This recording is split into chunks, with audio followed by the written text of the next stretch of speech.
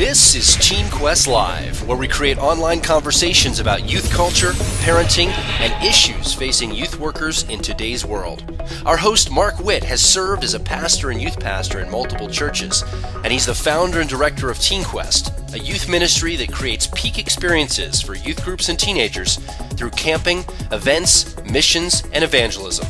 Welcome to Teen Quest Live. Teenagers love media: Facebook, smartphones, texting, Instagram, music videos, YouTube, and the list goes on and on. And kids are so hooked on the media, they find it hard to do without that. How do parents help their kids make the right choices in media? Should parents let their 10-year-old daughter have a smartphone? Is texting out of control? Why do kids put very personal information on Facebook for the entire world to see? Well, we're going to answer some of these questions about media and more. And to help me answer these questions, I have with me today Kevin Cole, the youth pastor of Purcellville Baptist Church in Purcellville, Virginia.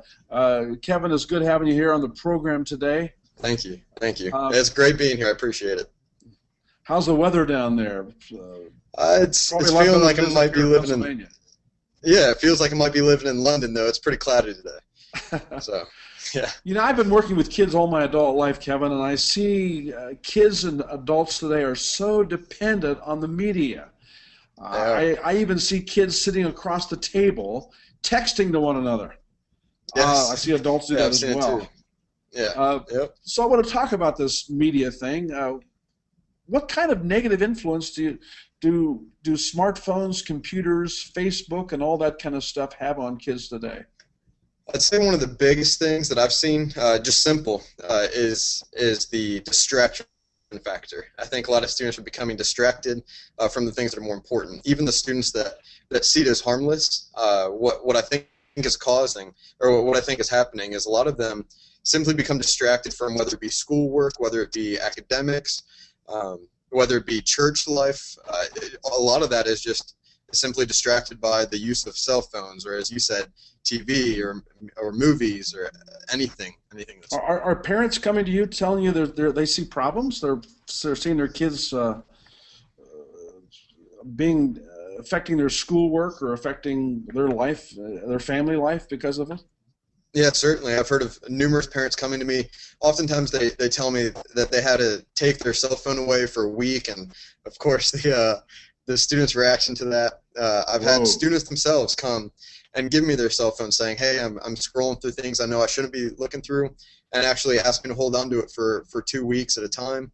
So I've seen anything from students recognizing the issues of deep down spiritual struggles.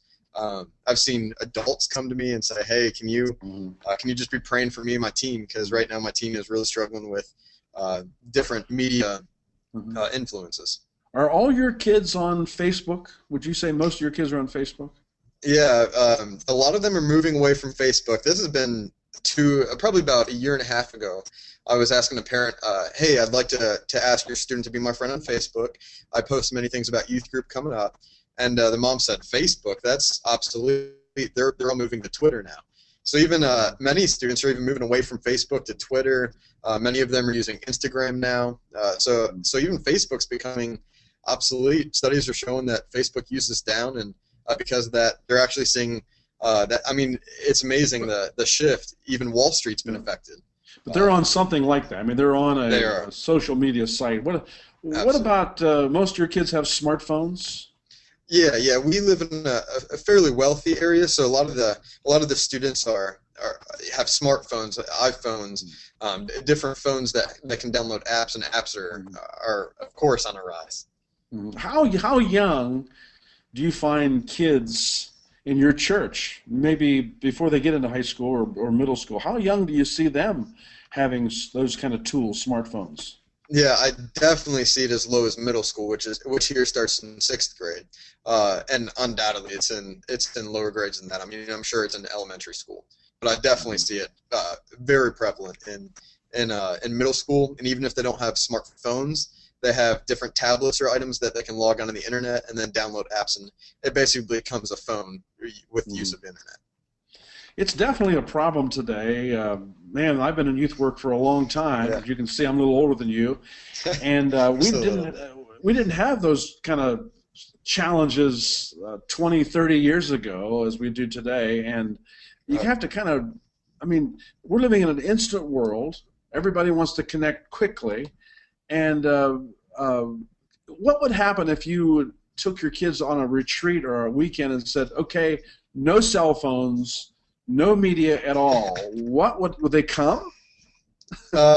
We've tried, and we'll find the glowing lights in the bunk beds at night. We'll find phone chargers plugged into the wall, and yeah, I mean, we've tried to say no phones are allowed, and even the parents get a kickback a little bit. They say, well, we want to make sure that we're in contact with our students the whole time, Right. and as much as we try to reassure, I'll have my phone on me. They'll always be supervised. Even parents are wanting their students to keep their phones on them. So it definitely is like you said, a challenge at its core.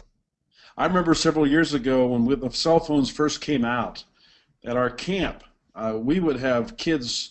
Kids go through homesickness. They'll go through a week of camp, and maybe they'll have a problem in the middle of the week with something. Maybe someone offended them, or they had a problem. Instead of working through the problem, they'll get on the telephone and call their mom, come and get me. And before long, we're kind of blindsided. There's mom showing up in the parking lot. And we didn't even know about it because the student called without us knowing about it. Right, and that can create a real problem. Well, it can indeed. If the media, obviously we can use the tool of media for something positive or something, obviously people can use it for something negative. It could be detrimental, right. What could you say to a parent who is struggling with seeing their kids on these devices that say, listen, I don't know what to do? I mean, because all his friends have cell phones, or smartphones. All his friends are on Instagram. All his friends do this or that. What do you say to a parent? Yeah, I think it's the age-old question of how of sheltering, teaching a student how to cope with the modern trends. I think it all comes down to communication. You hear that in marriage. You hear that in so many different things. I think it just boils down to communication, being open and honest with your student, not allowing them to be naive to culture because the culture finds a way to reach them, but instead teaching them how to cope with the culture they're going to be facing, teaching them the possible temptations that will come with cell phones, the possible struggles that will come with media, and instead of trying to keep students from that, because as you said, they're going to be on their friends' smartphones, they're going to be on their friends' tablets, they're going to be watching the movie you don't want them to at their friend's house. But instead just being open and honest and challenging your student in a godly manner, saying, even when I'm not around, teaching them to glorify and serve God. Kevin, explain something to me. I don't understand this. Why would a teenager or even an adult put something on Facebook or Instagram or something like that they would never say in public to anybody, and they'll put personal information that's damaging to them and their family on these media sites? Tell me why. I see two sides of this.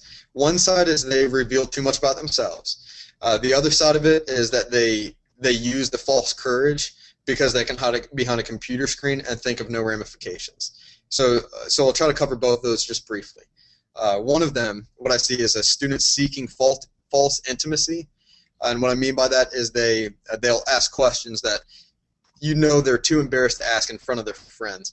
And I mean, entire apps are built around this. Ask FM is one of them. Students can ask any question. Now they can remain anonymous, and what they do is they seek this false intimacy, knowing that they're being searched after. That it's building up their confidence, and they ask questions that they definitely shouldn't, or they post things because they want the world to know these things, because what it does is it drives attention. I mean, you can see that all the way up to celebrities doing stuff like this. And the other side of it is the cyberbullying. Yeah, but don't they see that? I mean, can't they see past the fact that the whole world is now looking at them intimately, and they're going to be embarrassed or embarrass their family or their church or or cause damage to somebody? They can't see that? I mean, you would hope so, but apparently not.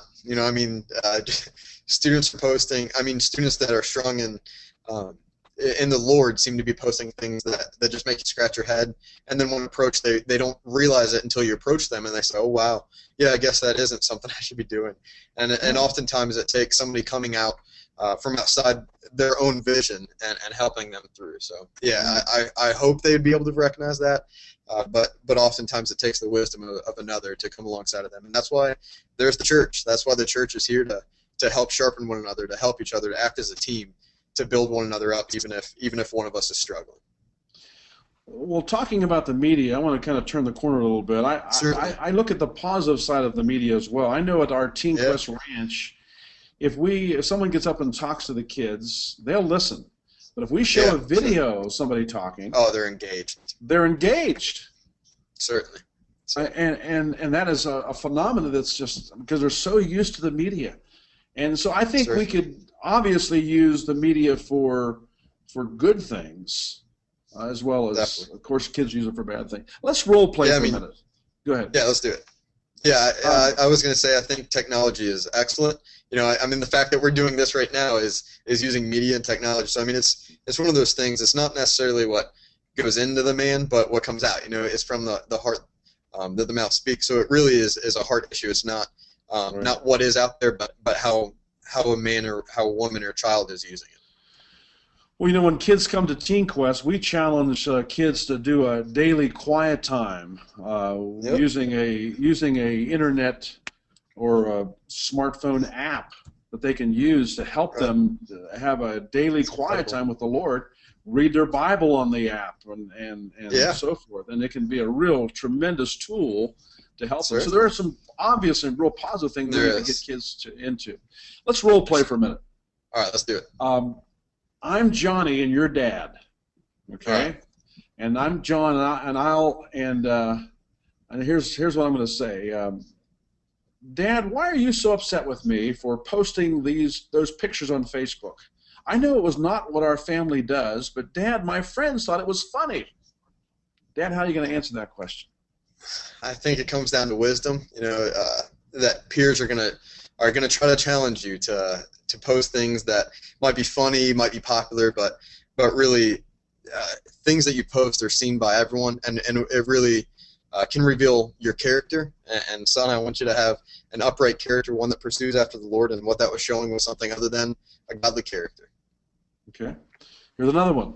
Dad, can I go to that R-rated movie with my friends? I know it's not what you'd like me to do or want me to see, Dad, but all my friends will be there, and I really want to see this, and I don't want to be left out.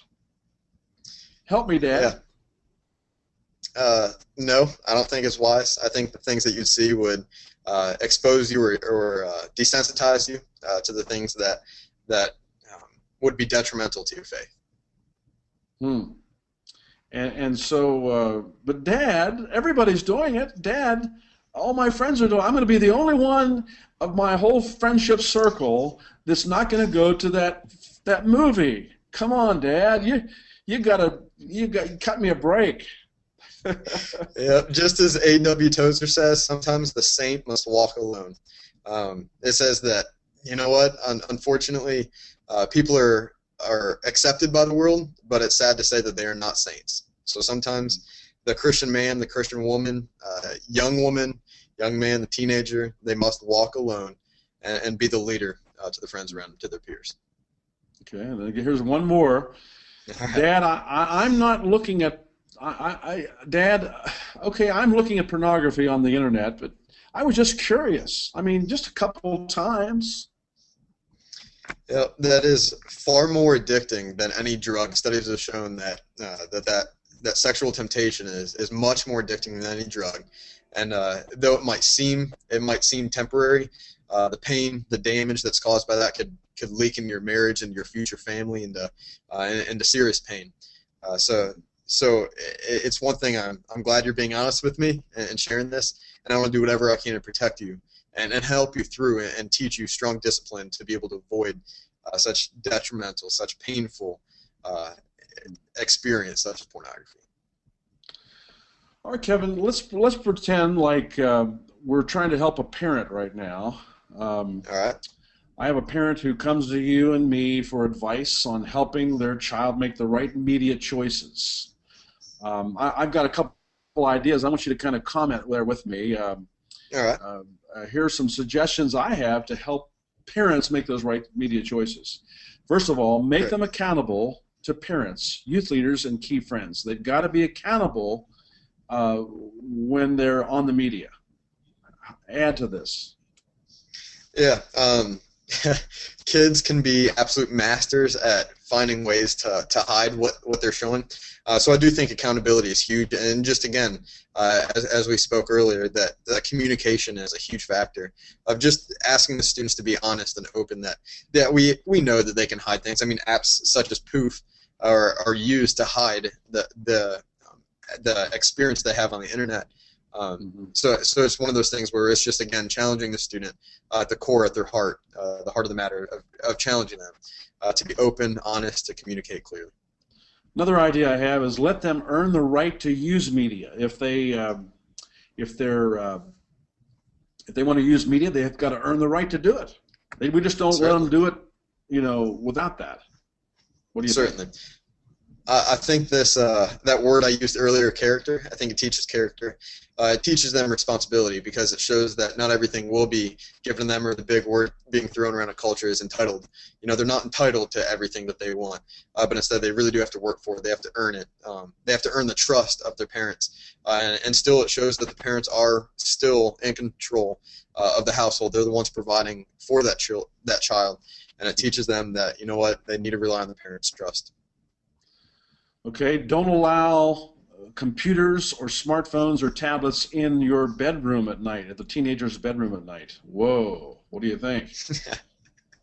Yep, I fully expect a little bit of kickback from the students on this, but I think that is incredibly wise. Studies are showing that students' sleep are being affected. WebMD did an article on how students' sleep are being affected, taken in there, and also the deep struggle that we were discussing earlier, where boys have turned in their tablets to me, just saying, "Hey, I'm really struggling, and I need your help."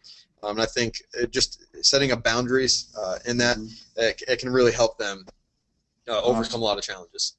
Awesome.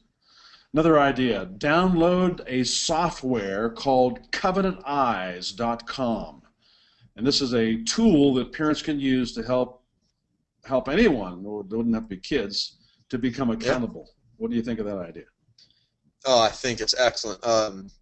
In college, my friends and I were accountability partners with one another, and we used a similar organization or software, and it was just incredible the way it would sharpen us. And because of that, I mean, we both were able to discipline one another, grow closer to Christ because of that. I mean, it's incredible to see that that young men, young women are wanting to overcome these challenges, knowing that they do serve as an obstacle between their relationship with Christ. So I strongly support those. Right.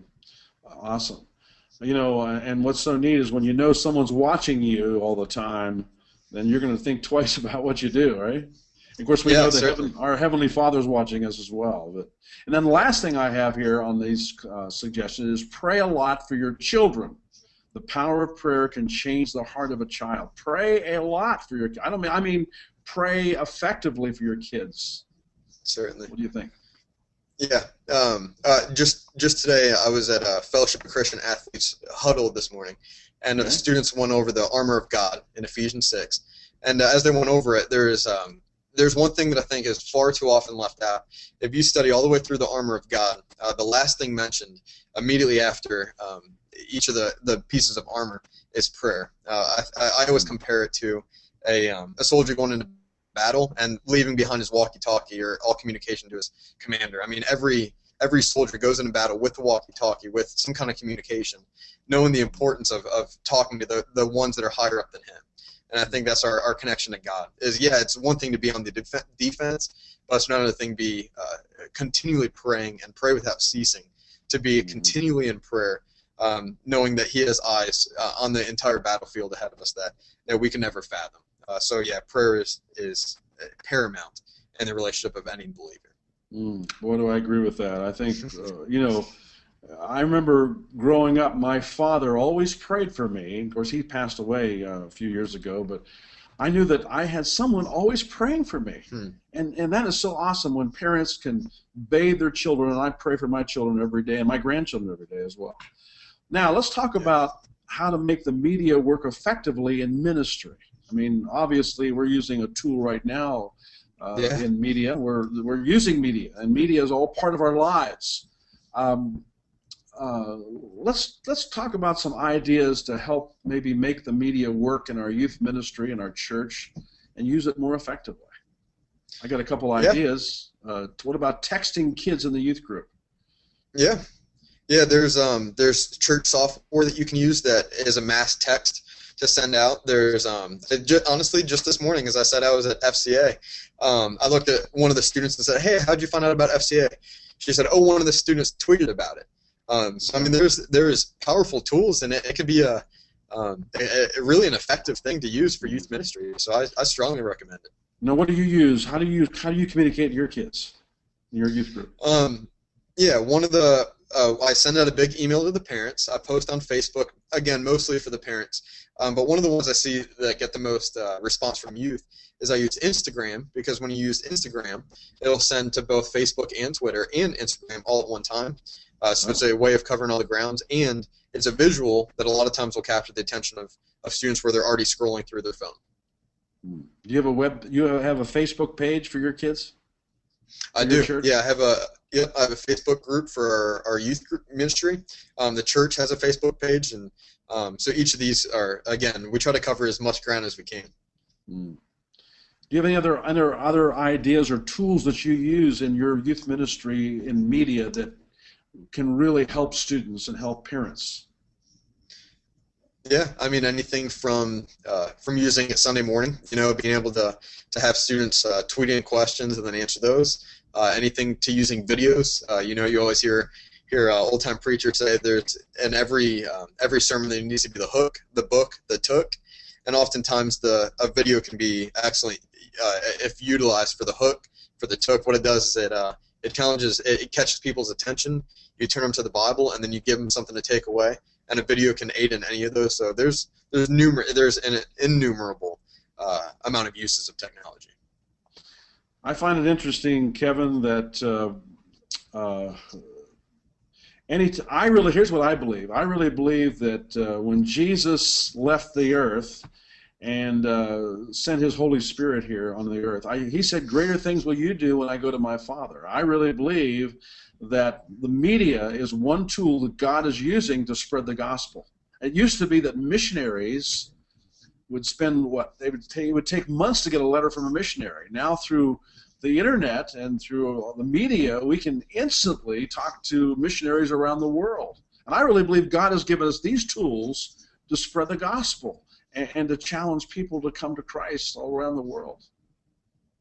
Yeah. God is a master at using things that the enemy might think is in his control, but Christ will continually reveal that he is always in control, that he is always in power, that just as he says in John 16:33, "I have overcome this world." I said, yeah, you might have trouble, but you know what? Christ is still victorious, and he proves that through technology, through letters, through every way. Okay, let's speak to the parent for a moment before we end this little program.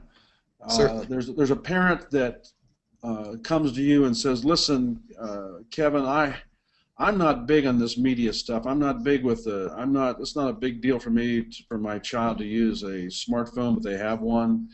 The internet is not that big of a deal for me, but yet they have the internet. I know they're on these different social media things. I don't know what to tell my kid. I don't know what to tell my child. I see some things that are happening that I'm not real happy with, and yet, what do I do as a parent? What can I say to my child to help him make better media choices? Give me some tips. Give me some ideas. What can I say to him?" Certainly, I think you don't have to be big into media. You don't have to be big into technology, but communicate to your kid that you're big into them.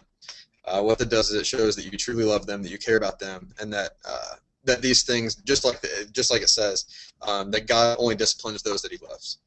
and showing that this isn't a punishment, that you what they might think is you looking over the shoulder. It isn't something that you're looking down on them. What it is showing that you truly love them, that you truly care, and that because of that, you want to see them grow up as a disciplined disciple of Jesus Christ. Well, Kevin, I sure appreciate talking with you. Speaking to Kevin Cole, the youth pastor of Purcellville Baptist Church in Purcellville, Virginia, and you're just west of Washington, D.C.? Correct. Yep, only 4 or 5 minutes away from the Capitol. Okay, wow. All right. And we sure appreciate you being on our show today. And yes, thank you. God bless you. God bless you guys. Keep it up. Hey, thanks for joining us today on Teen Quest Live with Mark Witt. You know, the discussion is just starting. You can visit our website and leave your comments and thoughts about this topic. Find us online at teenquest.org. That's teenquest.org. And we'll see you next time on Teen Quest Live.